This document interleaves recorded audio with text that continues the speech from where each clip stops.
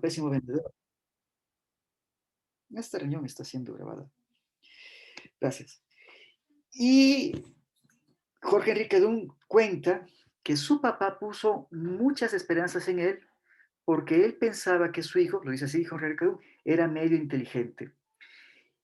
Y resulta que el papá de Jorge Enrique Dunn fue la primera persona, ahí hay una disputa con Argentina, me acabo de enterar después, la primera persona que tradujo a Jalil Gibran, el profeta, al español. Y la persona que hacía las copias de esa traducción era ya este joven que era Jorge Enrique Dunn, desde pequeño, que comenzó a ser traductor de su papá, copista de su papá, y tenía toda una inclinación por la literatura.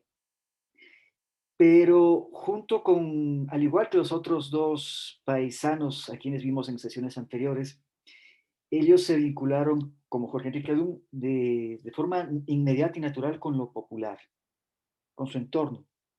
Jorge Enrique Dunn, en un texto que les voy a leer, tengo mucha literatura de Jorge Enrique Dunn y sobre Jorge Enrique Dunn, y créanme que me gustaría compartirles mucho.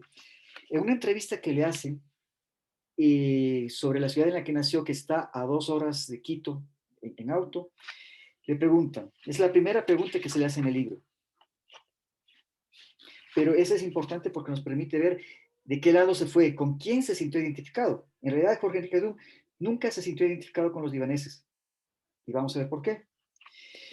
Pregunta, ¿qué recuerda de la ciudad de su infancia, sobre todo de los muchachos indígenas y mestizos de su barrio? Responde Jorge Enrique. Ambato, en el barrio jugaba con ellos, pero el recuerdo más profundo que tengo y sobre el cual he escrito varias veces es la experiencia que decidió para siempre quién iba a ser. Hijo de libaneses, era ecuatoriano por haber nacido aquí, pero tenía la impresión vaga de no ser un ecuatoriano completo. En la escuela, con mis compañeros me di cuenta de que ellos tenían en común algo que no era mío. En cierta ocasión, un muchachito indígena lloró en clase, lo que jamás consiguieron los golpes del director, cuando el maestro de historia nos habló de la farsa del juicio contra Atahualpa y su ejecución. Ustedes recordarán la historia de Atahualpa, el último de los soberanos incas a quienes lo ajusticiaron los españoles, Francisco Pizarro. Creo ahora, a la distancia, haber intuido que eso era lo que me faltaba, la historia, una como biografía colectiva a la cual pertenecer. Y de esa manera, a los 6 años, decidí que era indio ecuatoriano. La cara no me ayudó, pero me quedó el sentimiento de solidaridad y pertenencia. Jamás me sentí ligado étnicamente a mis padres ni a la cultura de donde ellos provenían. Puedo ser ecuatoriano por generación espontánea. Es súper duro lo que él cuenta, súper duro, porque resulta que a su padre lo iban a visitar los paisanos y su padre era pintor, era escultor, era escritor, de hecho, él fundó la revista Oasis aquí en Quito, cuando se mudó de Ambato acá a Quito.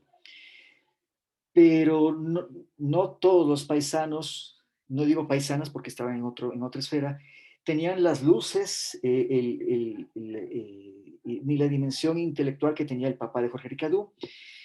Y por eso cuando Jorge Enrique Dunn llegaba ante la reunión de los paisanos y les leía un poema, los paisanos se le burlaban.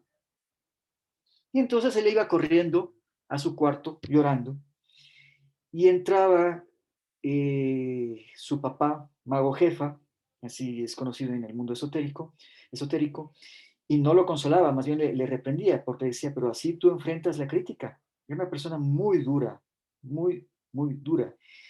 Y por eso es que hay una separación entre este inmenso escritor que llega a ser Jorge Cadú y la historia de su padre. Mientras Jorge Elías se fue por el esoterismo, Adum, nuestro Adum, se fue por el materialismo dialéctico, se fue por el marxismo. Porque claro, su historia es extendida, está en escuela de jesuitas, los jesuitas son quienes le estimulan a ser un gran lector y a convertirse en ateo, por precisamente la contradicción que encuentra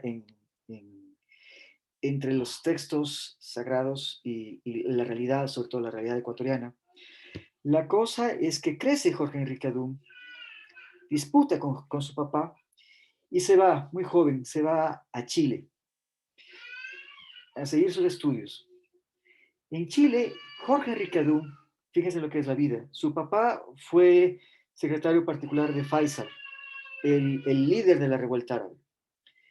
Jorge Enrique Adún llega a ser secretario particular de Pablo Neruda. Pablo Neruda lo conoce a Jorge Enrique Adún y que era un joven que se acerca, soy poeta, mira mis textos, conóceme, y le da un abrazo y dice, oye, ven, sé mi secretario particular. Y Jorge Enrique Adún fue su secretario particular hasta que Neruda tuvo que abandonar Chile en los años 50, si no estoy equivocado, y de hecho es famosa la historia que Neruda tuvo que abandonar cruzando los Andes entre Mendoza y Chile.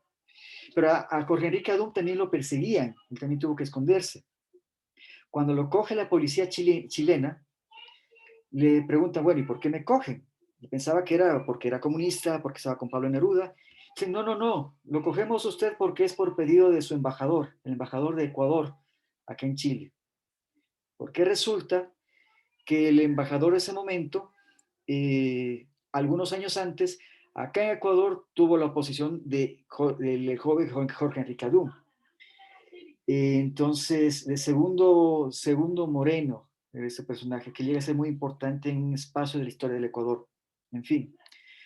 Entonces, Jorge Enrique Adún tiene que dejar el país, regresa a su casa, acá a Ecuador, se casa, tiene hijos, tiene hijas, en realidad 2 hijas, y tiene que peregrinar. No voy a seguir hablando de él, sino que quiero que lo escuchen. Quiero que conozcan su poesía, porque la poesía de él es muy profunda, muy linda. Jorge Enrique Adún fue considerado el mejor poeta vivo de Ecuador. Es considerado el poeta más importante del siglo XX del país. No solo por su obra, sino por su apego a las necesidades de la gente. Él era un poeta que escribía en función de qué es lo que pasaba, sobre todo con los indígenas. Se sentía muy cercano, como les comentaba hace poco, y de las causas sociales, que es lo que veremos a continuación. Pero quiero compartir con ustedes un video de él, el que le vamos a escuchar a Jorge Enrique Adún.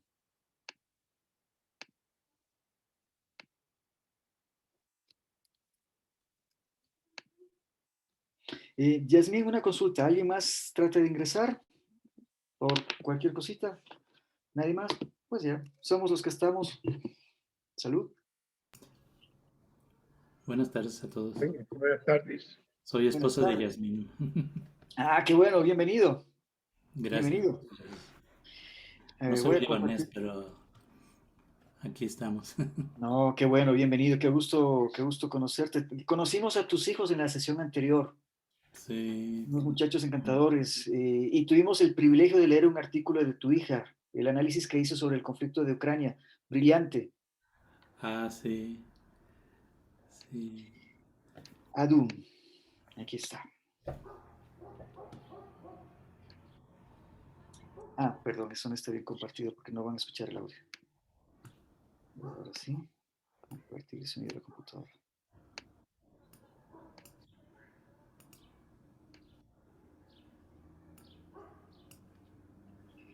Este poema se llama Pasilio. El pasilio es el género musical ecuatoriano representativo de nuestra identidad. Creo que en ocasiones anteriores he podido compartir con ustedes algunas muestras de lo que es el pasillo. El pasillo es un ritmo ternario que se deriva de los valses que bailaban los libertadores, Bolívar, me refiero a los libertadores de la parte de acá de América del Sur, Bolívar, Sucre, Santander, que bailaban en los grandes salones de Caracas, de Bogotá, de Quito. De ahí se deriva el pasillo.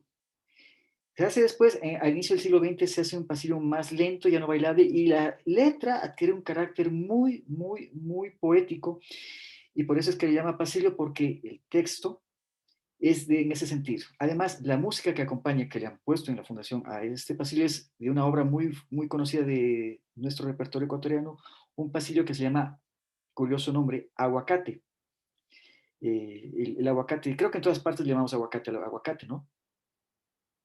Ok. Pasillo. Tal vez eras lo único que no debí nombrar en mi destierro, el solo río donde no puedo entrar dos veces, la prohibida paz, la esmeralda quemante. Tal vez eras lo único que no debí buscar y rehuir a golpes, como en la red del pez, tu orilla fortificada, su cinturón de niebla te rodea y aísla y me niega y aparta. Tal vez eras lo único que mordía mi corazón. Tu boca me recordó a deshora la flor enterrada tantas veces. ¿Por qué debías rehacer su pétalo quebrado? ¿Por qué me diste lo que no podías y el hueco de tu voz que me persigue? Tal vez porque eras lo único que quise. Ay, desolada retrasada. Ay, estrella mal llegada a condecorar mi obligatoria oscuridad.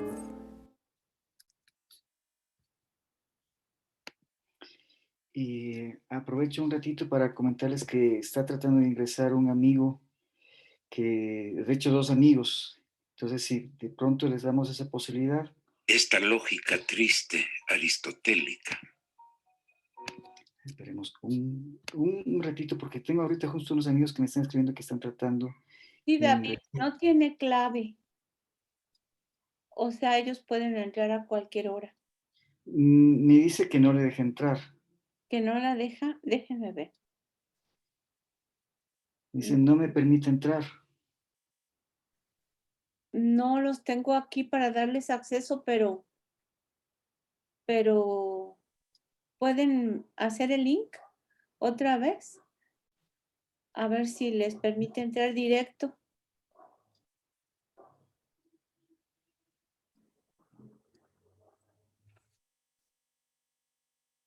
Veamos.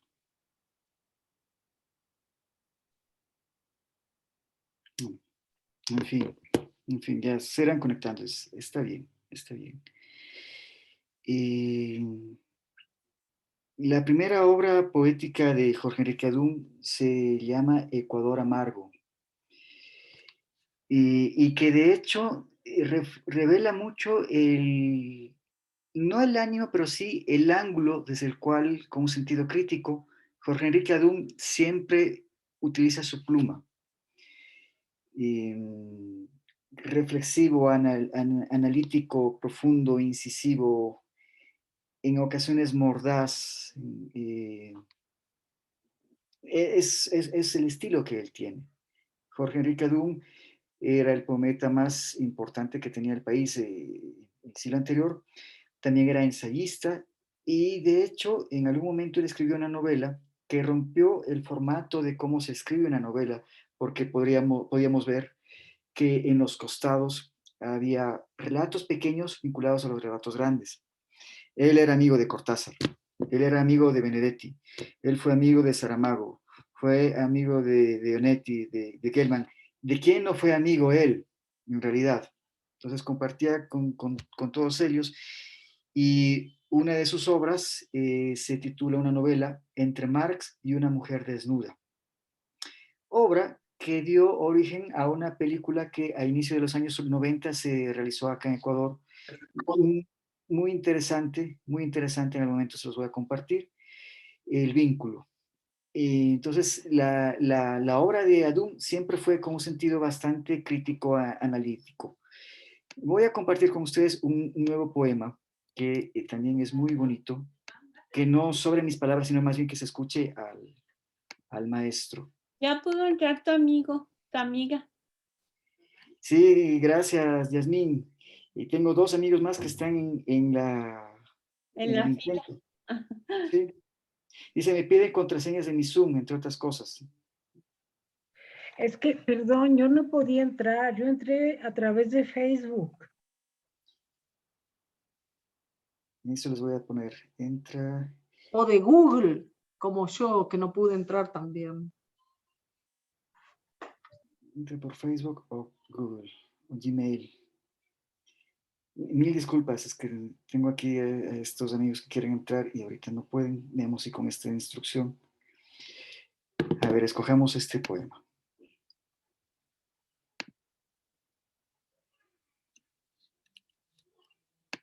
Esta lógica triste aristotélica, como esos enternecedores jugadores de póker que se arrepienten de haber pagado para ver y de no haberse atrevido cuando hubieran ganado, e insisten esperanzándose con miedo, así nosotros perdimos con cada par que tuvimos y volvemos a arriesgarnos, diciéndonos que esta vez será definitiva. Y nos creemos la primera pareja de la tierra que tiene algo duradero que decirse. Lentas historias para la posteridad del tacto. Es el animal del corazón atado que no aprende que después de esta impecable ensambladura no faltaría más. La hemos ensayado tantos años con otros, cada uno por su cuenta, y de este espejo cóncavo de soledad en que nos deformamos, habrá una nueva vez, ¿quién no lo sabe? Es así también para siempre, como todas. Lo sé por esta triste lucidez de monógamo imperfecto, porque no soy ni apostador ni ágamo, y comienza a haber gana de vivir contigo.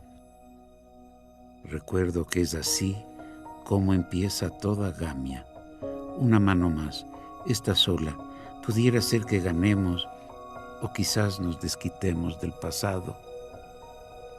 Ya ves que pese a todo lo hablado, lo vivido, seguimos siendo modestamente humanos.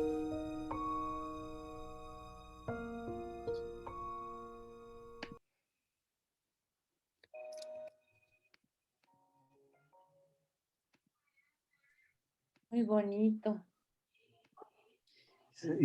Sí. Bueno, Sí, maravilloso. sí. Y él sí parece que tiene métrica, ¿verdad? De 8. Pero la rompe después, aunque era muy, Ah, sí la rompe. sí, Y muy exigente. Él tuvo que salir del país exiliado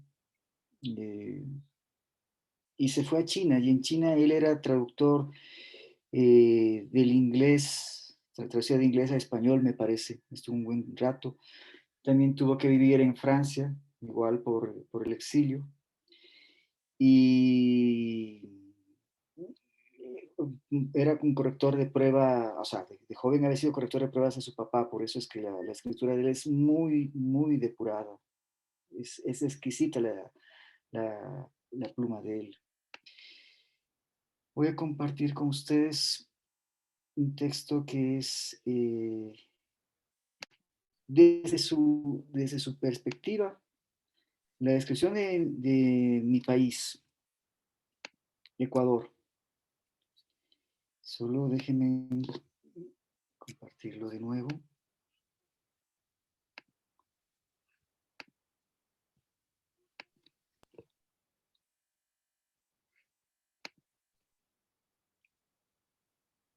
A ver si es que alguien más quiere entrar. Vamos ahí a escucharlo.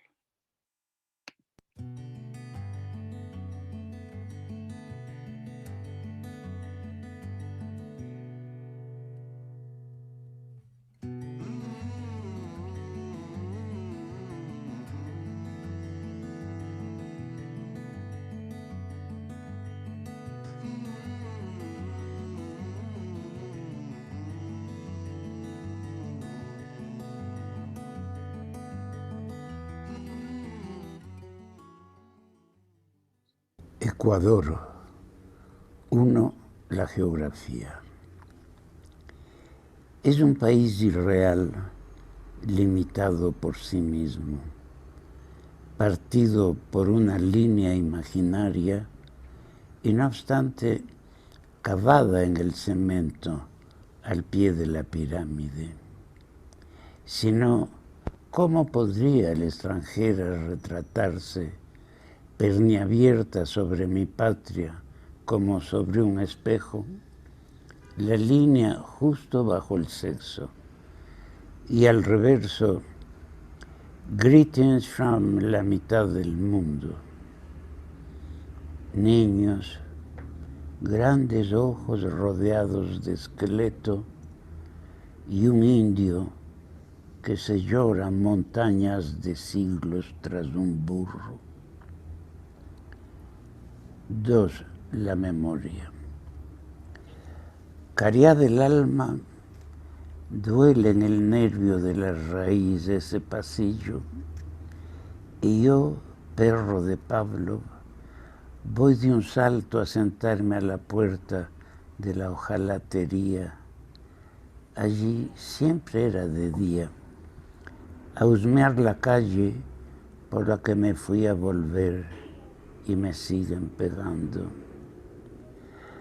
Cuando no se tiene patria todavía, sino esta tristura irremediable debajo del orgullo, patria es el bolsillo de la memoria de donde saco esto, la indiada más cercada en la borrachera de la misa y desgranada a puntapiés el domingo de tarde.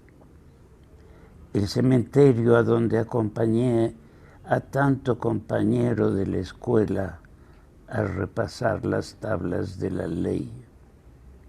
Esto, trozos de un animal antiguo, esto me basta.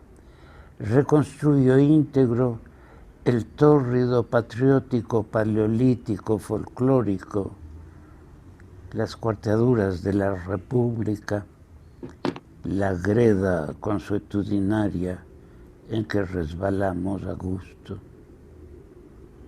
Tú también, huesito de dinosaurio, tu tobillo por donde estás atada a mí, gran descuartizada, y tu otro tobillo por donde estás atada, porque yo soy tu destierro.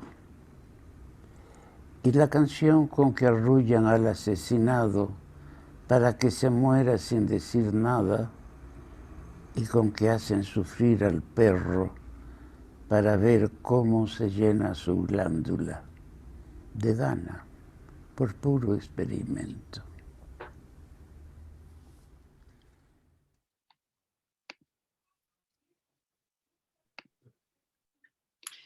Y Jorge Riquelme es preguntado, usted ha afirmado que jamás se le ha ocurrido escribir para cambiar el mundo, pues han existido solo 3 libros que lo han cambiado: la Biblia, el Corán y el Manifiesto Comunista. ¿En este grupo no cabe un 4º libro? ¿Para qué escribir entonces? Responde Jorge Riquelme. La valoración de un libro puede hacerse desde diversos puntos de vista. Imagínese usted si cada libro fuera a cambiar el mundo. Todo depende de las zonas de influencia. Creo que en Oriente se ha desarrollado el budismo zen como una de las cumbres del pensamiento humano. Traté de estudiarlo, pero encontré que no se trataba de leer o de estudiar, sino de una práctica constante. Fui a un monasterio zen donde estuve 8 días. Allí me di cuenta de que la mentalidad occidental no está hecha para la meditación, y el zen se basa precisamente en ella. La ventaja con el budismo zen es que uno puede practicarlo fregando platos o creando un sistema de pensamiento, porque no es una religión, sino un comportamiento, un modo de vida, que me parece no solamente el más humano, sino el más sabio. Eso de preverlo todo, de modo que ya nada llegue a sorprenderte, deshacerse de las ideas adquiridas y llegar a ellas por la propia meditación y experiencia. Aunque ahí surge el problema, ya que eso supondría negar la historia de la cultura. De ser escrito el libro, imposible de escribir, que contuviera todo ese saber, iría a juntarse con los 3 que usted ha citado. Le responde a la autora de este libro, quien la entrevistó, Paola de la Vega. Otro texto de él que quiero compartir es este de acá. Y para para las amigas y los amigos que no son de Ecuador, al inicio del poema sobre Ecuador, él hablaba sobre la línea imaginaria sobre la cual uno se para con las piernas abiertas. Y eso se debe a que a 20 minutos al norte de Quito, pues justo por ahí pasa la línea equinoccial y hay un monumento. Y en ese monumento se ha trazado en el piso una franja de color amarillo que se supone que divide al planeta en el hemisferio norte y en el hemisferio sur. Entonces, todo turista que llega pone un pie en el hemisferio norte y otro pie en el hemisferio sur y se hace la foto y tiene que gritar fuerte, como dice, estoy en la mitad del mundo, ese tipo de cosas. Esa fue la alegoría que él hacía. Ecuador es un país que tiene un nombre de una línea imaginaria, mencionaba Jorge Ricaurte en uno de sus ensayos, Ecuador, señas particulares. Y eso es complicado, porque Argentina puede explicar la razón del nombre de Argentina. México, ni que se diga. Pero Ecuador resulta que debido a la presencia acá, durante la época de la colonia, de los geodésicos franceses, es que se descubre la línea ecuatorial. Y entonces, este territorio, para no crear conflicto entre los tres grandes polos políticos del país que estaba surgiendo en 1830, entre Quito, la capital política, Guayaquil, el puerto, la capital económica, y Cuenca, la ciudad más importante del Austro, pues para que no haya complicaciones, pongámosle Ecuador. Y este país se llama así porque es el nombre de una línea imaginaria. Y Adún profundiza sobre el significado de esa no realidad. Somos imaginarios, no existimos. En realidad no existimos y nos confunden con la gente de Guinea Ecuatorial. Eso es otro tema.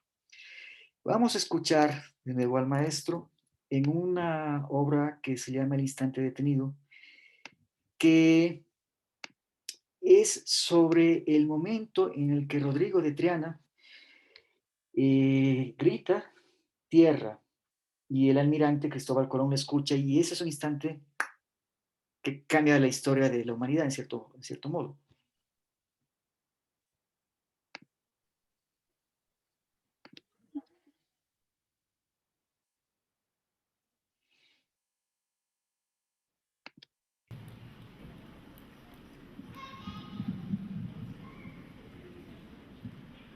El instante detenido. Cuando el marinero de Triana, con la boca entre las manos, gritó «Tierra a la vista», y el almirante creyó terminada su aventura, el astrónomo que atisbaba muchos siglos la muerte de una estrella, el copista a punto de encontrar la página donde estaba extraviado su destino, el geómetra que tiraba los dados por calcular la superficie exacta de la Tierra, la niña de pie en un charco para intuir cómo alguien la vería desde abajo, el labriego cavando el surco con los dientes por sentir junto al labio la semilla, la muchacha levantando insistente su falda por ver si la mujer había ya llegado, el zagal atareado en el crepúsculo con una cría de oveja entre los muslos, el poeta atónito sin saber a dónde fueron las palabras que lo abandonaron, la costurera que guardaba sus lágrimas hilvanándolas en el dobladillo de su saya, el centinela que aspiraba a guardar la alcoba de la reina, porque soñar no basta, la tornera buscando en las obras sílabas de conversación para no pasar la vida sola, el confesor a punto de envidiar la culpa de pecados que otros le inventaban, el soldado codicioso a cuya lujuria territorial el Papa proveía. La tejedora que se disipaba en los ojos, diseños como polvo, como llanto, como hilachas. El albañil frente a la pared donde había mezclado resbalones de niño con caídas del alma. El carcelero que no entendía por qué el preso quería salir si afuera llovía. La parturiente expiando con el alarido enorme la culpa de esa cita. El recién nacido que comenzaba a morir toda la vida, contándose los años.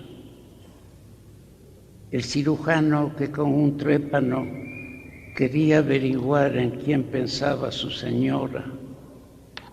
El jinete midiendo el tiempo que tardaba el relincho en llegar al nuevo mundo, y el agorero que iba a predecir esa desdicha, suspendieron de golpe lo que cada uno hacía. Mas cuando el capitán, tras la bofetada, hizo que arrojaran a los perros a la moza india, por no dejarse persuadir de conocer otro varón que su marido, retomaron sus ocupaciones habituales en el punto en que aquella hazaña de mar las había interrumpido.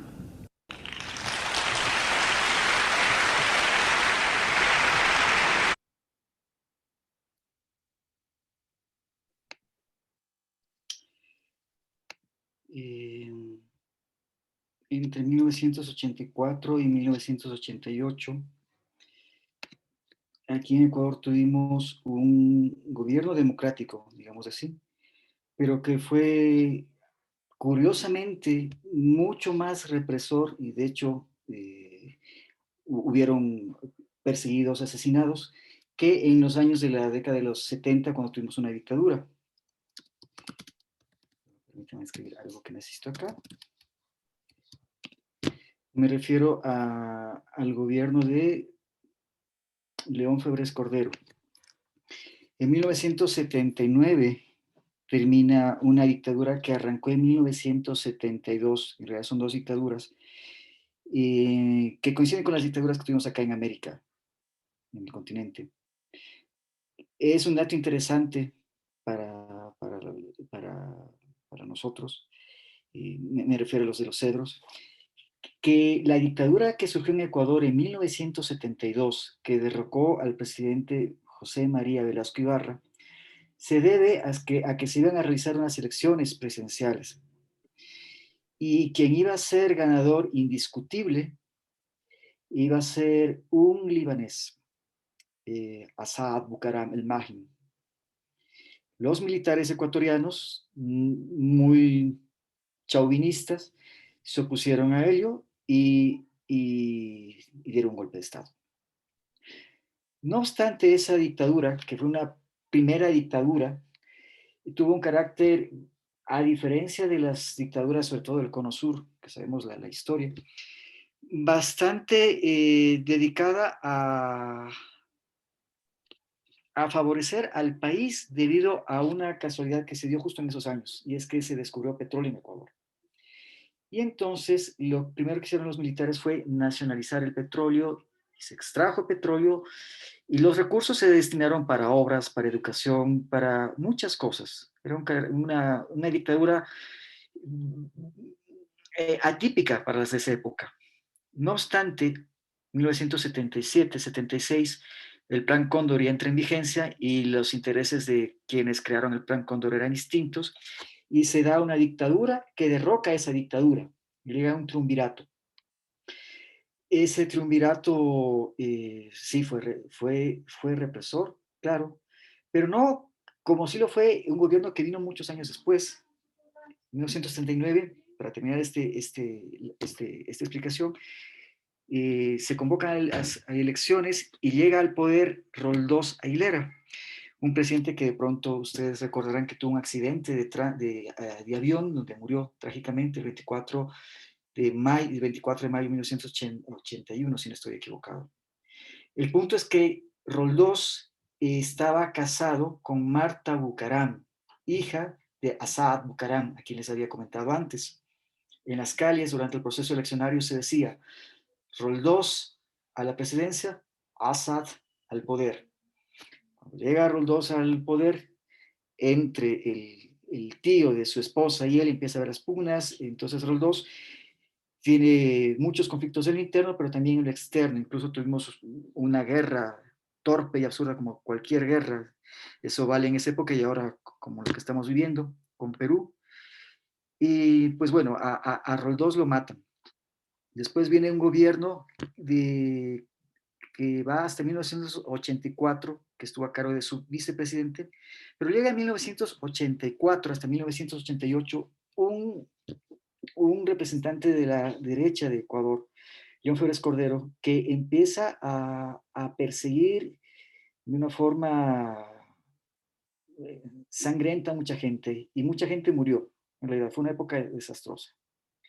Producto de todo ese periodo es que en 1988, en enero de 1988, la policía ecuatoriana acá en Quito detiene a un niño de 12 años y su hermano de 17 años.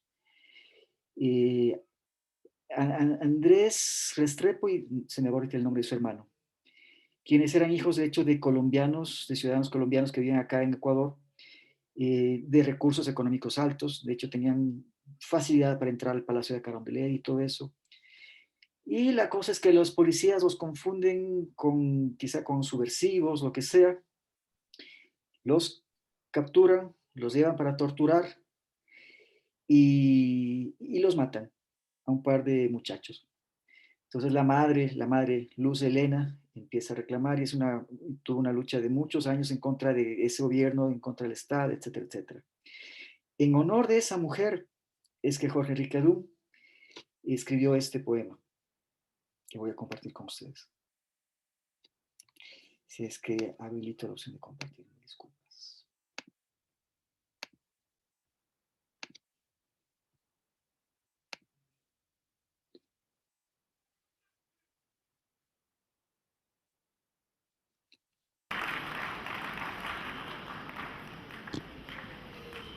¿Sabe usted, Luz Helena?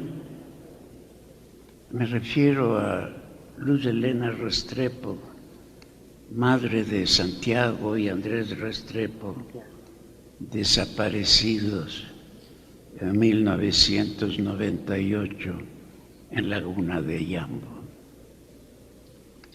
Es 1988, ahí se confunde el maestro y él menciona una laguna.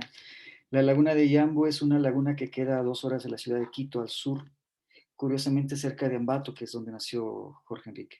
Ahí se presume que los policías arrojaron los cadáveres de Santiago y de Andrés. La conocí golpeándose contra el silencio del poder, en esa plaza donde el pueblo acude cada vez que necesita recordar que el monumento fue erigido a su independencia y no a su servidumbre. Y cada semana estaba usted allí, sacudiendo la apatía del sistema, hasta cuando concluyó el plazo que les concedió el señor ministro de Gobierno para que ustedes preguntaran por sus hijos y su paradero en el agua, hasta cuando nuestros gritos contra la tortura, como pus o caspa del sistema, molestaron al señor presidente en su trabajo, incluso cuando dijo que eso no iba a devolverles la vida, sin entender que ustedes y nosotros estábamos pidiendo que nos devolvieran su muerte, el otro zapato, un botón de la camisa, los huesos de ambos. Y cuando yo tenía la impresión de que ya nada servía de nada, ni las peticiones con firmas, ni las marchas de protesta, ni las consignas pintadas en las paredes. Acaban de derribar la que frente a mi casa decía: pero Yambo no desaparece.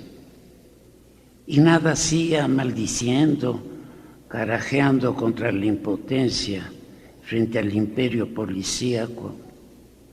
Usted seguía haciendo algo, cualquier cosa, cada miércoles, cada día, cada hora.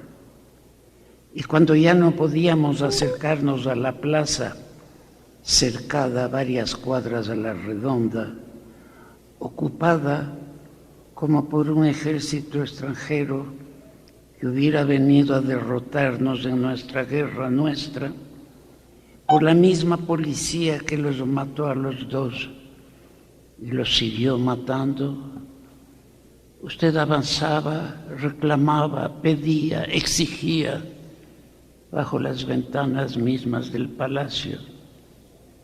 Y cuando nos mordíamos el alma, porque el gran culpable instalaba su trono en una alcaldía y aún se atrevía a pontificar sobre el derecho a violar el derecho, pero nada decía del crimen cobarde, el asesinato aleve, callando, encubridor y cómplice.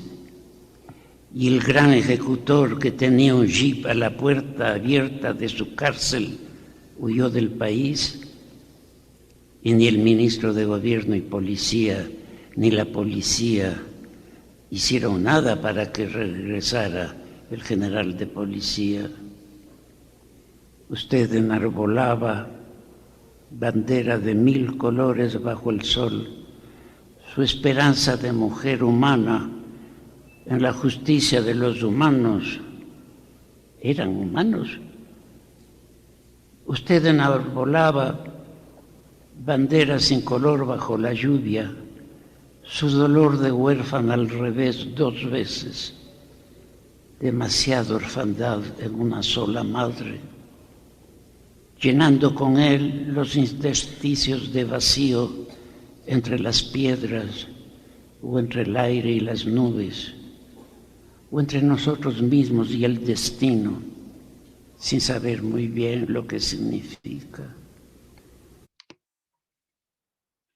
Lo dejo hasta ahí para seguir compartiendo con ustedes más poesías de él, porque esa es una poesía preciosa y es larga, pero tengo preparadas otras cosas de Adún para compartir. A Jorge Enrique Adún tuve el privilegio de conocerlo en una visita que él solía hacer a foros de jóvenes escritores. Él era muy adepto a conversar con la gente joven. A él le gustaba estar en la calle con las personas, apoyando causas, compartiendo su poesía, leyendo sus textos, conversando con todo el mundo. Y recuerdo que yo estaba trabajando en un lugar en el cual se había organizado una charla para un grupo de jóvenes. Yo no era parte de esos jóvenes, yo estaba trabajando ahí, estaba atrás. No obstante, pues a mí siempre me ha gustado la poesía de Jorge Enrique Adún, y me acerqué y me senté a escucharlo, y hablaba con la forma con la que él tenía, que a uno le hipnotizaba y no quería dejar de escucharlo. Y recuerdo que me acerqué al final a él a agradecerle por lo que nos había contado sobre su poesía y todo eso, y a darle un abrazo, y le regalé un cassette de música. Yo en esa época, hablamos de la época de los cassettes, todos recordarán que grabábamos muchas cosas, mucha música. Tenía Piazzolla, por cierto, a las amigas y amigos de Argentina, ahí. Y tenía una obra mía al final del cassette. Entonces me acerqué al maestro y le dije: maestro, usted y yo tenemos en común el hecho de que tenemos el mismo origen, pero también pues somos artistas. Usted es poeta, yo modestamente soy músico. Por favor, le di un cassette y nos dimos un abrazo. Murió años después y tuve el privilegio de conocer a su esposa, a su segunda esposa, quien a las personas que integramos en ese momento una fundación, la Fundación Cultural Ecuatoriano-Libanesa, FUNCEL, e hicimos un homenaje a Jorge Ricadum, nos abrió la puerta de su casa, nos indicó su poesía, una mujer lindísima que acompañó a Jorge Ricadum. Entonces tengo esa cercanía de una sola ocasión con él y ese recuerdo de su esposa.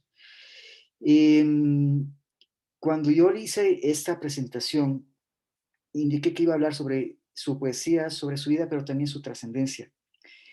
La obra de Jorge Enrique Adum está presente en varios espacios. Todos los poetas de acá de Ecuador lo leen, algunos tratarán de emularlo. Los políticos lo tenían cerca para saber qué es lo que opinaba. Pero Jorge Enrique Adum, que era muy de arraigambre popular, cuando era, digamos, unos 30 años, supongo yo, en una velada en la cual estaba, quizá habrán escuchado ustedes el nombre de Osvaldo Guayasamín, uno de los pintores muy conocido de Ecuador, quizá el más conocido de Ecuador. Entonces era amigo Osvaldo Guayasamín de Jorge Enrique Adum y de unos cuantos escritores más que se reunieron a una noche para tomar, para compartir, una noche de bohemia. En ese encuentro, que estaban los poetas, que estaba un par de músicos por ahí, que estaba el pintor en la casa de Osvaldo Guayasamín, se escribe un texto poético en el cual cada de los poetas iban escribiendo un verso. Jorge Ricadum hizo el último verso, y le pasan a los músicos, que en ese rato unos músicos de los más, el dúo Benítez y Valencia, tocaba la guitarra y cantaban, compusieron un tema musical que se llama Vasija de Barro, en género de danzante. Pam, pam, pam, pam, pam, pam, pam. Que resulta que llega a convertirse en una de las canciones más queridas, sobre todo en la parte andina, pero no solo por la población, digamos, blanco-mestiza urbana, como lo vamos a ver a continuación, sino en muchas partes de la parte andina, por todo lo que dice esa letra. Quiero hacer mención a un detalle, que así como en la parte andina, una canción que identifica mucho al sentir ecuatoriano de un país que, como les indicé al inicio, tiene un nombre ficticio porque trataba de no evidenciar diferencias que existen acá, diferencias regionales, y es muy diferente Guayaquil de Quito, en la estructura económica, por ejemplo, incluso a veces hasta cada cual trata de irse por su lado, lo cual es una lástima. Pero si en la parte andina tenemos una canción que le hizo, entre otros tantos maestros, Jorge Enrique Adum, en Guayaquil, la canción más popular, la canción más querida, más famosa, creo que lo he comentado antes, la compuso también un libanés, Nicasio Safadi. La canción más popular de Guayaquil se llama Guayaquil de mis amores, y el ritmo de pasillo es de un libanés. Entonces, los libaneses acá en Ecuador lograron de forma inmediata fundirse en lo cultural identitario con los ecuatorianos, a diferencia de otros grupos migrantes de aquellos años que mantuvieron sus propios espacios. Y como recordarán, por lo que hemos conversado en ocasiones anteriores, a los libaneses que llegaron a finales del 19 e inicios del 20 se los discriminaba mucho. Entonces las élites discriminaban a Safadi, que los comenté, a Adum también, pero ellos estaban en lo popular y se quedaron. ¿En qué canción es que se quedó Jorge Enrique Adum? Pues en esta que les voy a compartir ahora.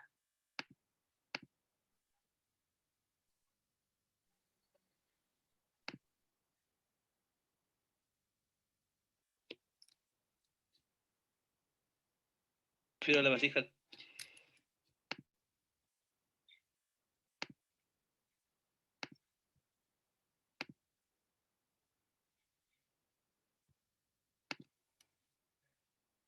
Hablo de mi propia identidad, hablo de Ecuador. Encierra toda nuestra cultura, toda nuestra tradición.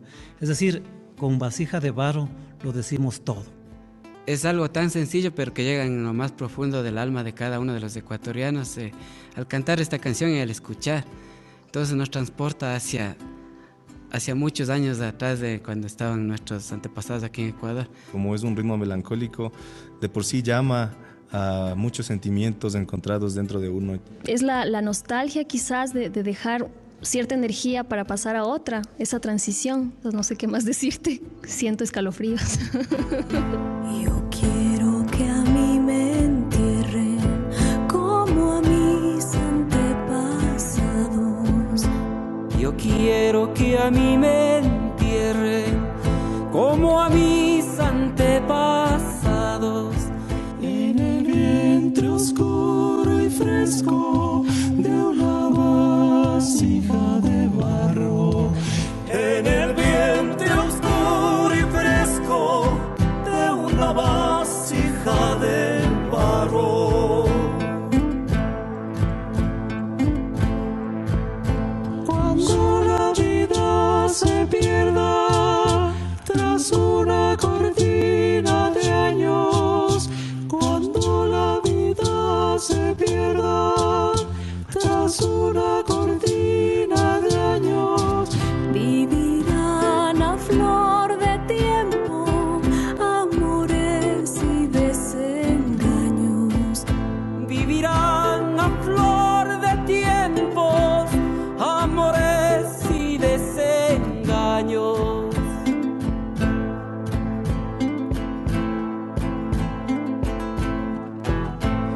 arcilla cocida y dura, alma de verdes collados.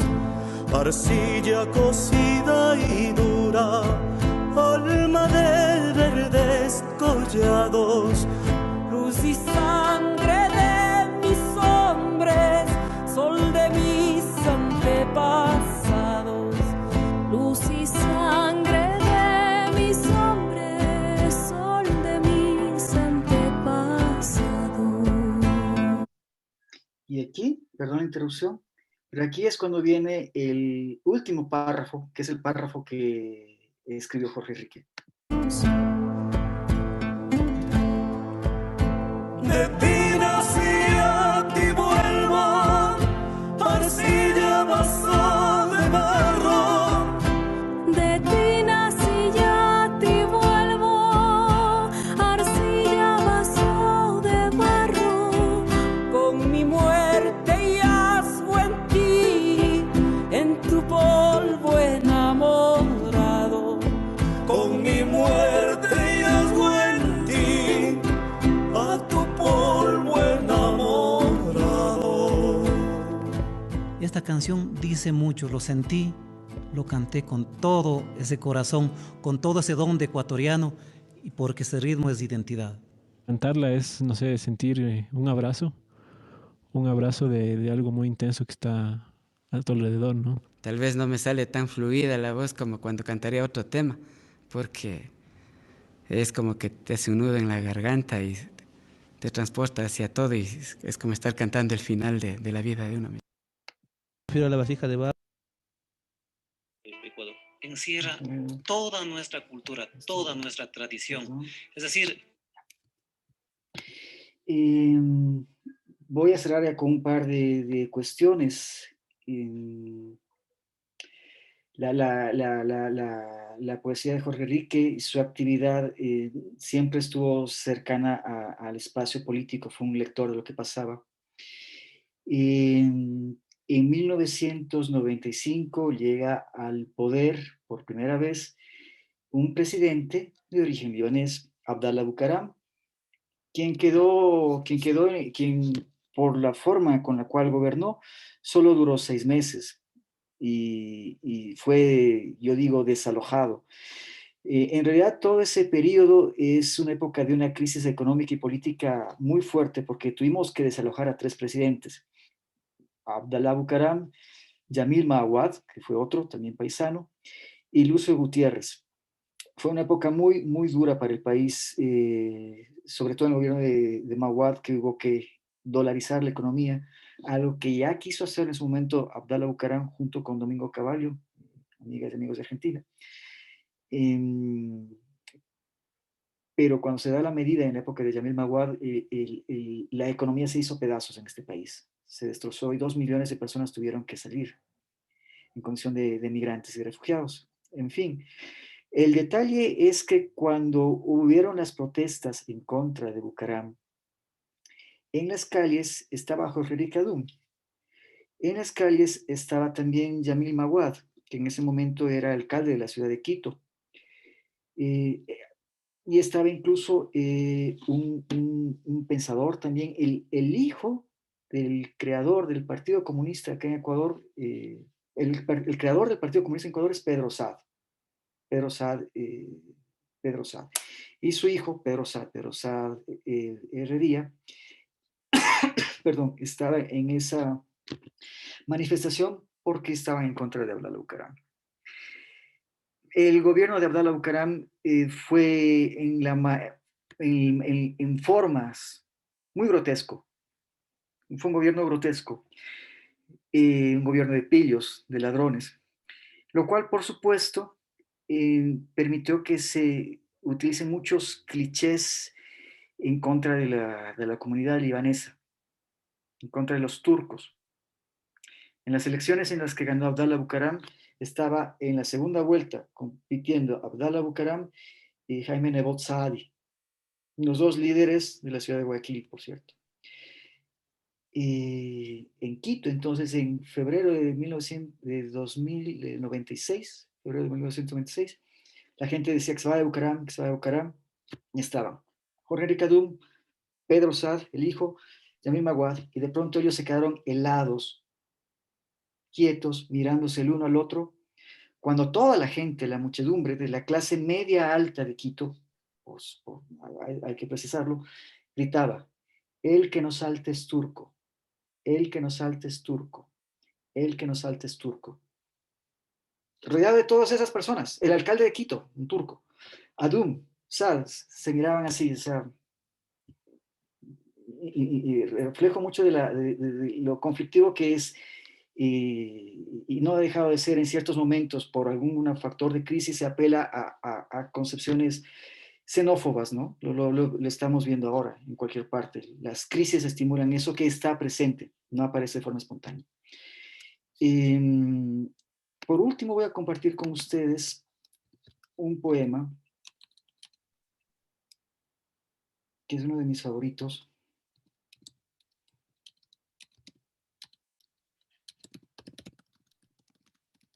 Se titula Prohibido fijar carteles.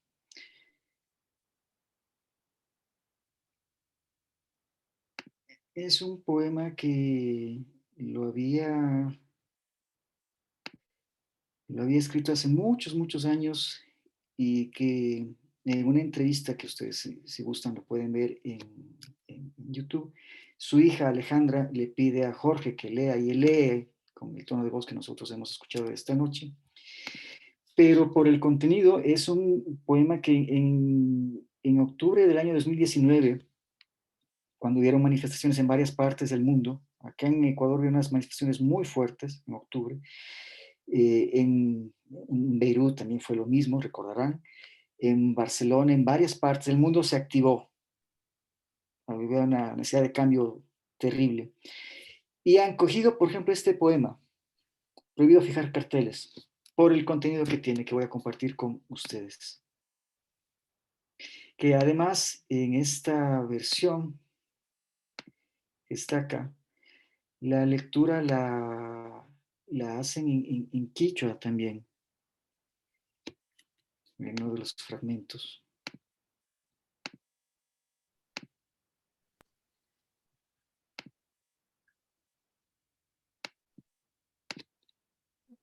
Lo leen poetas ecuatorianos, varias personas. Eso es que en un amanecer.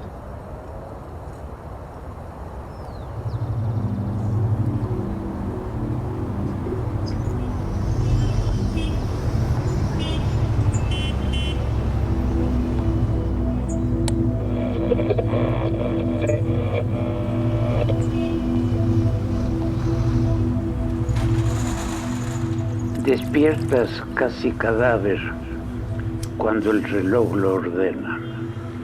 El día no te espera. Hay tanto capataz que mide el milímetro del centavo que se atrasa por ti. Bebes el café que quedó de ayer y sales consuetudinario. Prohibido curvar a la izquierda y casi prohibido pisar el césped. Pisas el césped porque ibas a caerte. Luego avanzas, ciudadano y durable. Prohibido cruzar sin saber para qué lado ir ni para qué. Prohibido estacionarse porque no puedes parar la maquinaria infatigable con tu dedo solo porque te entró una astilla en el alma.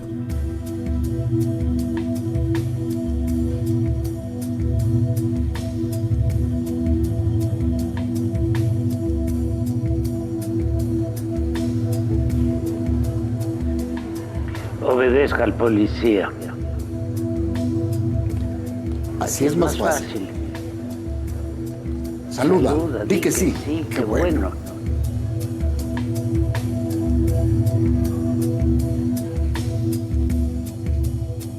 Prohibido hablar con el conductor y quitándote dócilmente el sombrero. Estupefacto. Póngase en la cola.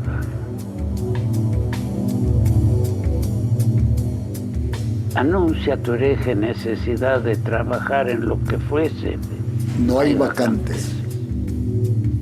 Tal vez el año próximo, por la tarde. Pero no te dejan dejar para mañana lo que puedes morir hoy.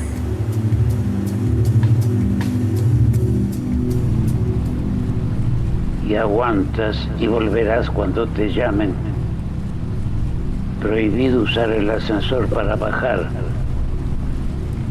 con tus piernas. Para eso las tienes gratis desde el último accidente. No se aceptan reclamos para que vayas de guerra en guerra con tu himno nacional sonría, tu banderita, la patria a la que le debes tanto, como todos.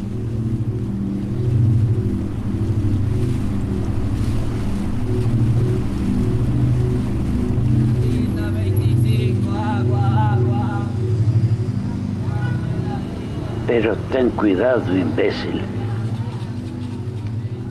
por ir pensando en tu metafísica descosida. Ibas a entrar en el parque público. Prohibida la entrada. Zona estratégica. Tú, negro humano. Perro cívico. Civil. Silencio. Y tú sabes que no debes. Prohibido portar armas. Eso también se sabe. Y tampoco los proyectos de amor, los aromas futuros. No suena todavía la sirena de las 6.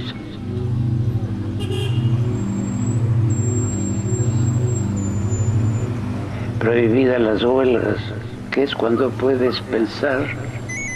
Lea selecciones, tome Coca-Cola, prohibido escupir. Hombre libre, de este país libre, del mundo libre. Y acatas las yuntas formidables de los diarios y agradeces. Otros piensan por ti y les cuesta para que sigas libre. No te llames, prohibido usar el teléfono.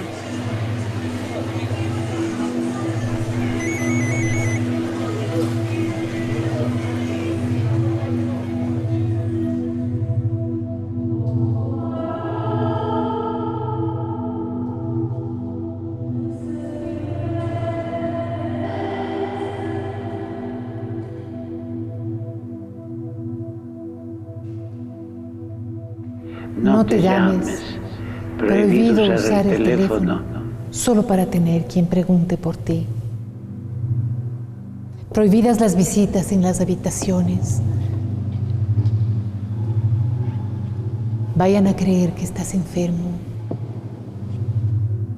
Prohibido formar grupos porque tú, individuo, aislado, alicaído, Con el vientre pegado al paladar que te sabe a medalla, eres inofensivo. Mejor apágate la luz. Deja para algún día los rencores.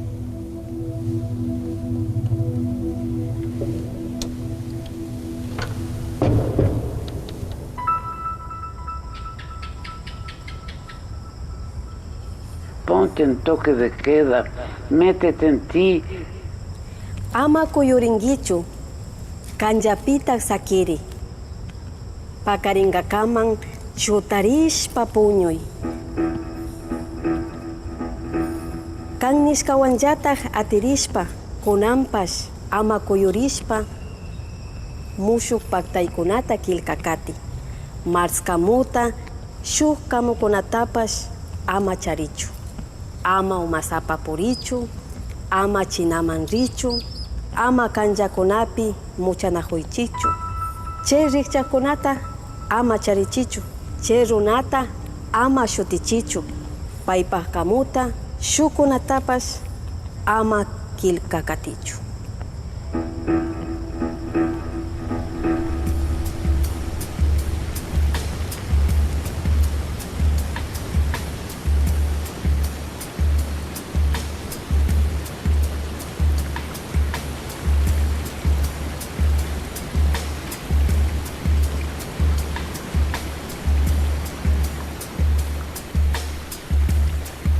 Prohibidas las faldas cortas, las películas suecas, las canciones de Bob Dylan, los dibujos de cine. Prohibido hablar mal del gobierno. Prohibida la información sobre los grupos subversivos. Prohibidas todas las manifestaciones. Queda prohibida la lucha de clases, ha dicho el presidente.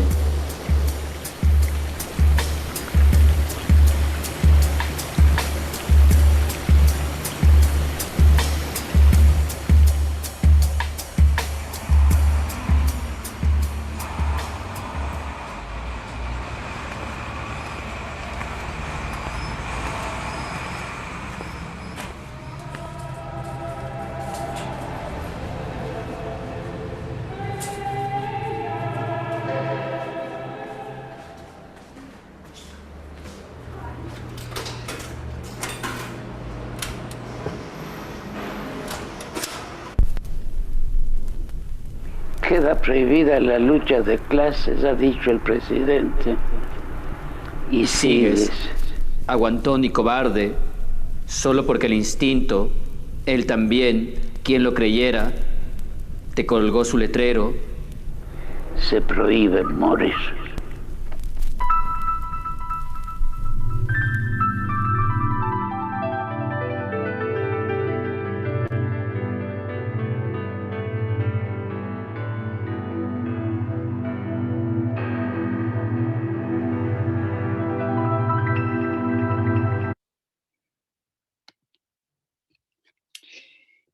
Voy a terminar leyendo un poema cortísimo de Adu.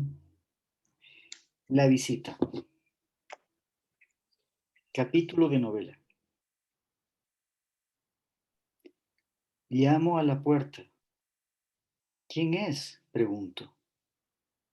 Yo contesto. Adelante, digo. Yo entro. Me veo al que fui hace tiempo. Me espera el que soy ahora. No sé cuál de los dos está más viejo. Amigas y amigos, espero que haya sido de su agrado esta exposición. Para mí es muy grato haberles compartido la obra de mi poeta favorito en español, así que sin más por decir, mi vasito de chicha. Salud. Salud. Si alguien quiere conversar algo, comentar algo, cuestionar algo, criticar algo.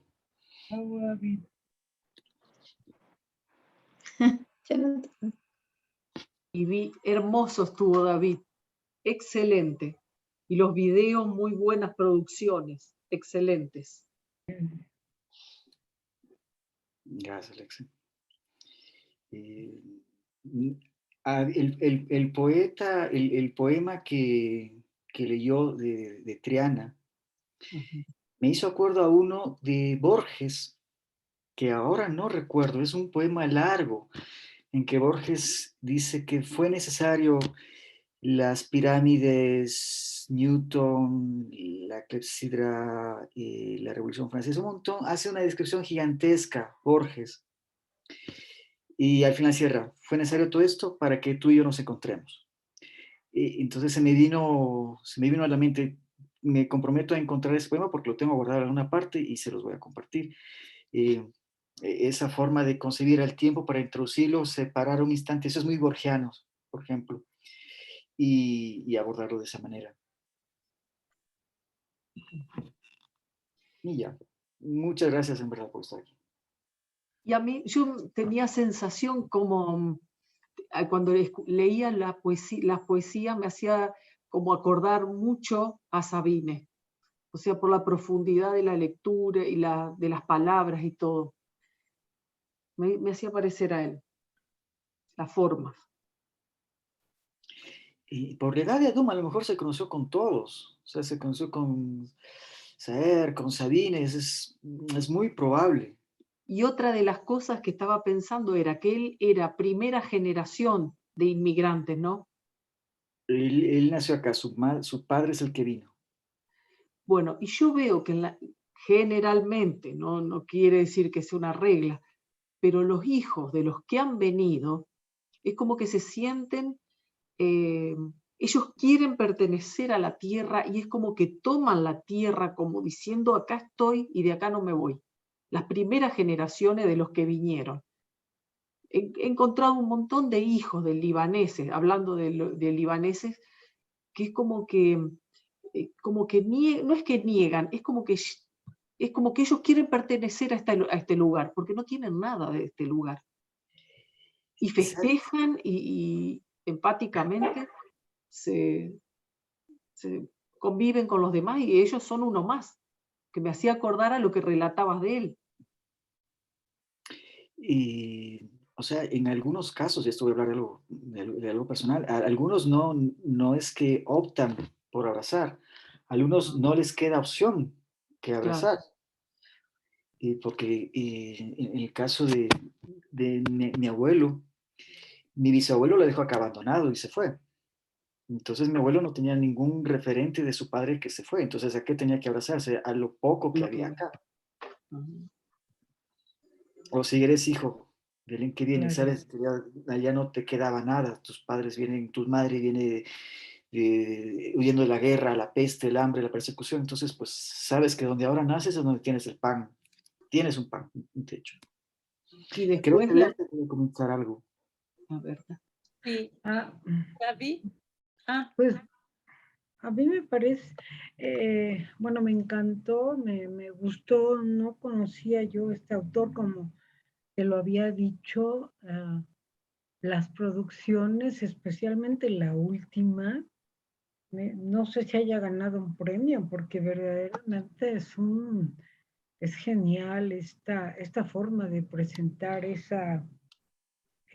este texto y además tan denunciante, ¿no? Tan denunciante y a la vez permite ver tantas facetas de la sociedad a la vez. Respecto a lo que comentaba Alexia, bueno, yo no estoy segura si la primera generación que querría ya olvidar lo anterior y aferrarse a esta. Más bien es que la experiencia mía, yo soy segunda, es que hay pues, ¿cuál es la palabra? Un sentido de desconcierto, bueno, nací de aquí, pero no soy totalmente de aquí, los de aquí no me consideran de aquí, y mis padres me hablan de otro sitio, ¿no?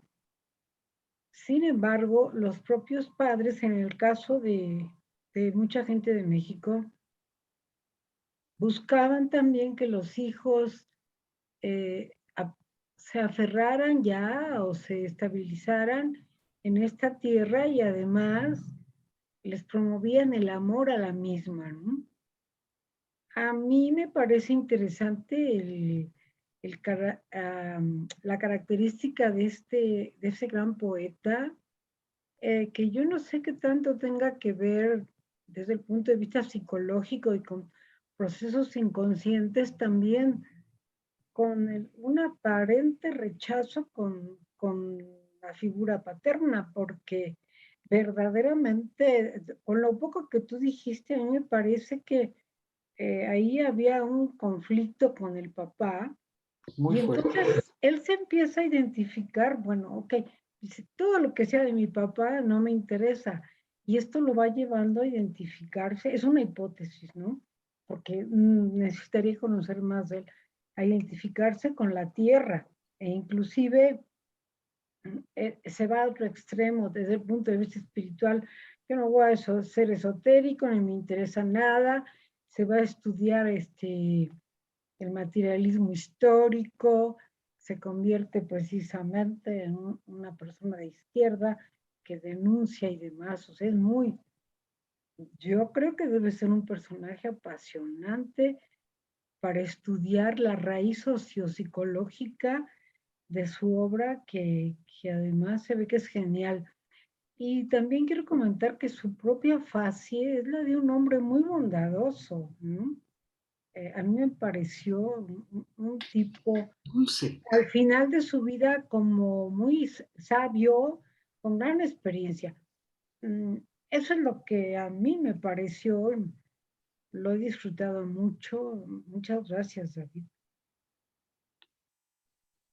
Gracias, Berta. Yasmín, ¿quieres comentar algo?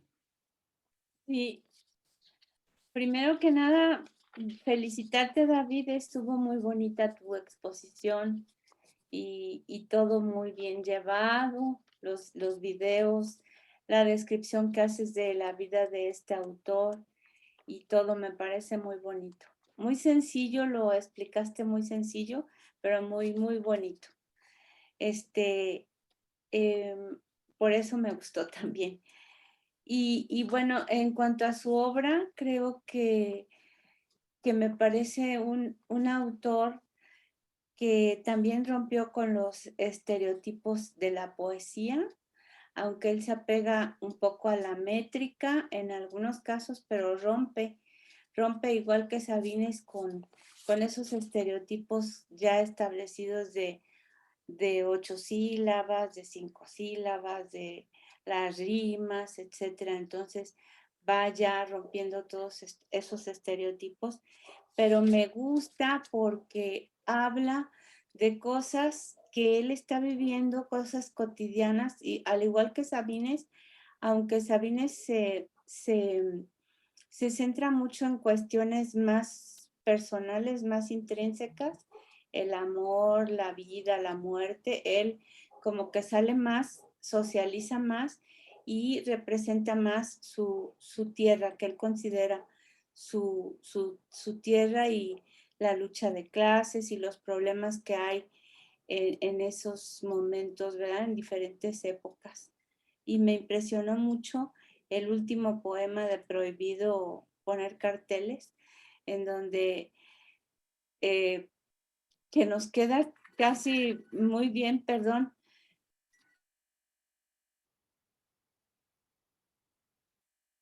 No se te escucha. Es que está sonando el teléfono, pero ya. En el que nos queda muchas veces ahora que muchas veces se prohíbe hasta juntarse, ¿no? O reunirse, o se ve mal, o no traigas el teléfono para que tampoco le llames a nadie, o solo llámate a ti mismo. O sea, cosas de esas. Prohibido fijar carteles. Me gustó mucho ese poema. Sí, entonces, pues yo te felicito y qué bueno conocer de estos autores. Creo que él sí se identificó mucho con el Ecuador. Y bueno, pues desde que empieza a hablar de la línea, ¿verdad?, que atraviesa el Ecuador. Muchas gracias, David. No, gracias, Yasmin, qué gusto. ¿Alguien desea comentar Yo algo más? también, yo quisiera decir algo. Por favor, José. En primer lugar, agradecer el estupendo trabajo que has hecho para en muy poco tiempo familiarizarnos a todos con este colosal poeta que yo desconocía, Jorge Enrique Adum. Primero una reflexión sobre lo que me deja tu disertación en cuanto a su identificación con el Ecuador. En el poema Ecuador, empieza por definirlo como un país irreal, como una línea imaginaria equinoccial, digamos, ¿no? Fíjate que es una definición poética, porque el Ecuador, como el Líbano actual, son países inventados. ¿Inventados por quién? Por el imperialismo. Es decir, la balcanización de la Gran Colombia separó 4 países que eran uno solo. Es decir, Ecuador, Colombia, Venezuela y finalmente Panamá. Es decir, no bastó con fragmentar la Gran Colombia, sino que cuando Estados Unidos se propuso adueñarse del Canal de Panamá, inventó un país, sacándole a Colombia un trozo de manera que eso lo identifica tanto con su padre, que lejos de ver yo un enfrentamiento, es evidente, a veces los hijos creemos que enfrentamos a nuestros padres, pero estamos repitiendo lo mismo. Su padre fue un rebelde, un revolucionario, secretario de Faisal, que combatió a los turcos y a los franceses. ¿Qué otra cosa es lo que hace este especie de poeta maravilloso, como lo muestra, por ejemplo, en El instante detenido? Ese es un poema de una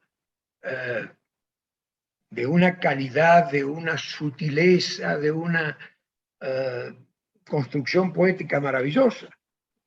Pero así como escribe ese poema, La vasija de barro, lo identifica con la tierra en que nació. Y ahí viene el tema de la primera generación de inmigrantes. La primera generación de inmigrantes tiene casi la necesidad para supervivir, de generarse una identificación. Porque, por ejemplo, yo soy un ejemplo de eso, pero mis padres no me hablaban del Líbano. Mi padre se nacionalizó argentino, porque mi padre, claro, llegó de 14 años y mi madre de 9. ¿Qué otra patria podían tener ellos que la Argentina? O sea, a mí nunca me hablaron del Líbano. Nunca se sintieron nostálgicos, porque además no les quedaba nadie vivo allá. No tenían nada que los... Entonces digo, Ecuador, como toda esta América Latina, son países balcanizados igual que el Medio Oriente.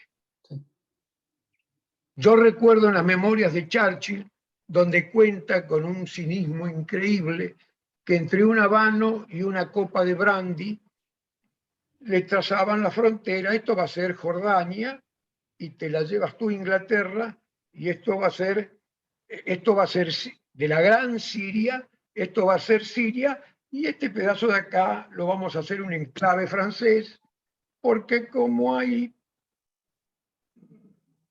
algunos cristianos, vamos a hacer del Monte Líbano un enclave europeo, que es lo que es hasta el día de hoy. Es decir, cuando estalla, cuando tenemos la tragedia del estallido, lo primero que se piensa es ¿por qué no vienen los franceses a ayudarnos?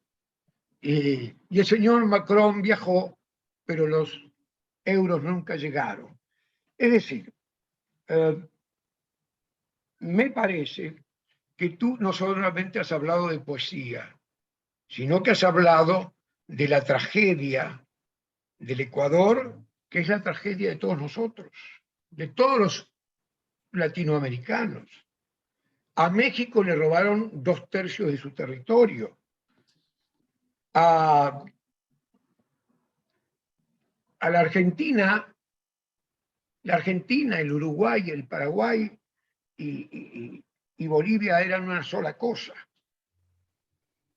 Y crearon 4 países o 4 republiquetas de lo que pudo haber sido la patria grande, la nación latinoamericana.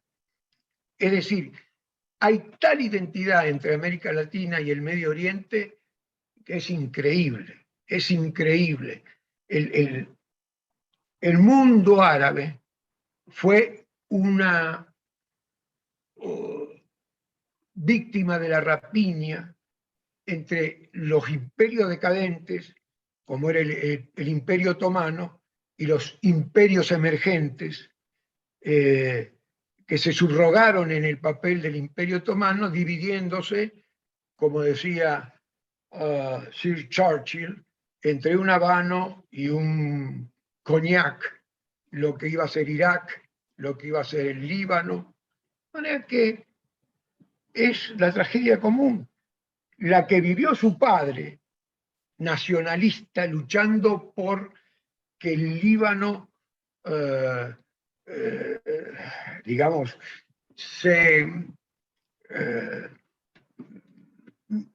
no se segregara de toda el mundo árabe, digamos, y él, bueno, condenando a esos gobiernos que, como las dictaduras que tú reseñaste, terminan caracterizados en prohibido fijar carteles. Todo está prohibido, hasta morirse.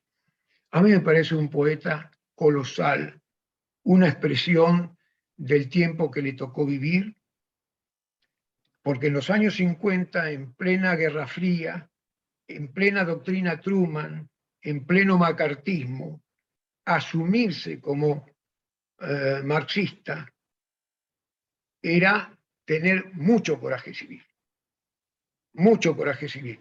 No soy comunista ni lo fui nunca, pero admiro a esa gente como Adum, como el propio Pablo Neruda, de quien veo huellas muy claras en la poesía.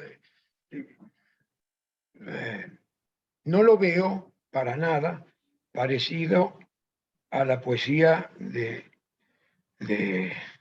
mi amigo Jaime Sabines. Yo creo que Jaime Sabines, como bien dijo Yasmín, es un poeta más intimista. Él le canta a las mujeres, al amor, al vino, si quieres. Este es un poeta que se las trae. Este es un poeta desgarrado, como desgarrado es el Ecuador, que tienen que inventarle un nombre porque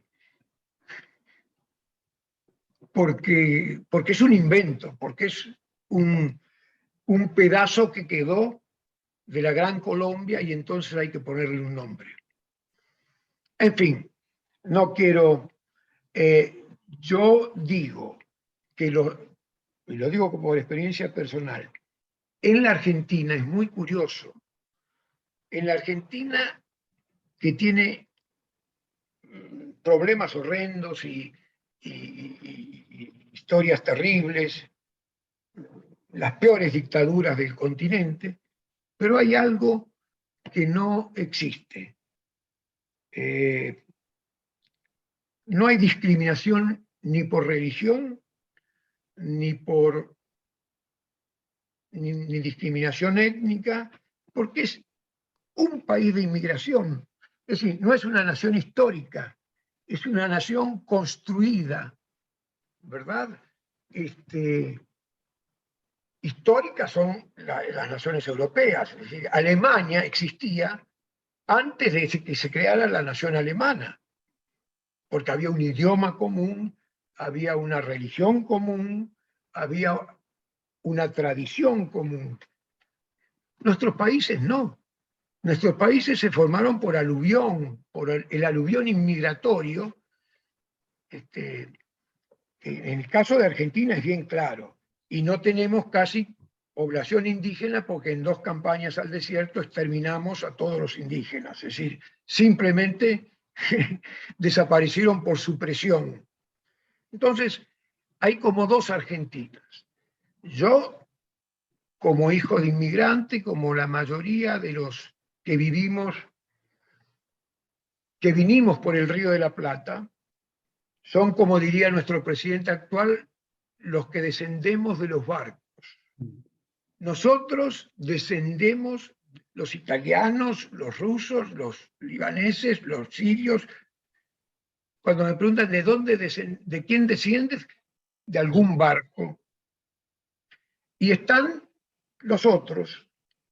Esa es la Argentina platense, de los que entramos por el Río de la Plata. Y los otros, la otra es la Argentina del Tucumán, que son los que descendieron del Alto Perú, los que descendieron de Chuquisaca o del Potosí, que eran los grandes centros civilizatorios. Vinieron hacia el sur. Ahí quedan esa mezcla de indio con criollo, y es un mestizaje realmente bastante estimulante. Digo, de todas las lacras que tiene la Argentina, hay una que no tiene: la discriminación religiosa, étnica o racial. De manera que igual se necesita crearse un pasado ilusorio, identificarse. Mi generación, por ejemplo, en los 60, con el revisionismo histórico, se vinculó a figuras con las que no teníamos ninguna conexión genealógica, ni psicológica, ni de ningún tipo. Con Juan Manuel de Rosas, con el Chacho Peñalosa, con Facundo Quiroga, y el folclore, que fue la época de oro del folclore argentino, nos hacía sentir a cada uno de nosotros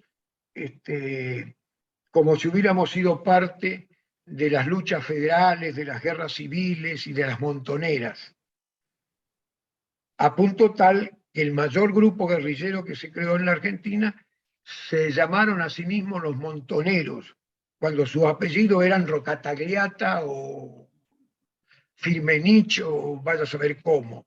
De montoneros no tenían nada, no tenían ninguna conexión con nada, pero nos creamos, como dice Borges, un pasado ilusorio. Por contarle a arraigar, el hombre tiene necesidad de crearse un pasado ilusorio e identificarse con él. Entonces, termino agradeciéndote nuevamente, he aprendido mucho y creo que nos has abierto las puertas a un poeta colosal. Gracias una vez más. Gracias a ti, José. Siempre es cautivador escucharte, de verdad. Siempre nos cautivas cuando tú empiezas a hablar, querido amigo. Gracias. Si alguien más también desea compartir alguna cosa más, por favor, bienvenidos. David. Sí, quisiera comentarte que la manera en que revelaste en esta sesión virtual a este poeta, a este escritor, fue muy gratificante para mí, porque manejas tanto el arte como la historia, y además te identificas con los diferentes sectores de tu país, ¿verdad? Y nos impregnas de eso. Y cada uno de los poemas y la canción que nos mostraste, pues adquiere un significado, se realza con lo que nos estuviste enmarcando, ¿no? Porque a veces un poema, bueno, si lo oyes, dices, bueno, sí, me llega, ¿verdad? Pero en el contexto que lo ubicas, pues me pareció muy bueno. Y te agradezco este momento que estuve aquí y pues espero que me sigan aceptando aquí en su círculo literario que ustedes tienen. Gracias, David. No, gracias, Miguel. Tú y tu familia ya están aquí. Más bien para nosotros es un privilegio que Yasmín los haya invitado. Qué lindo, qué lindo.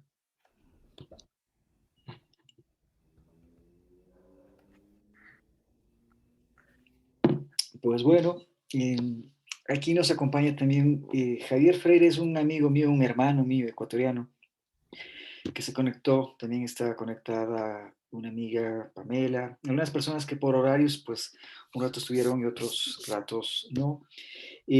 Javier es de la ciudad de Ambato, en la cual nació Jorge Enrique Adún. Entonces, no sé si Javier nos puede decir algo, hermano, Javo. Es que está conectado. ¿Qué puedo decir de Ambato o de Jorge Enrique? Adún. ¿Qué es Adún para los ambateños? Principalmente yo creo que como muchos ambateños, una persona que ha ayudado a desarrollar lenguaje, conocimiento, cultura, música,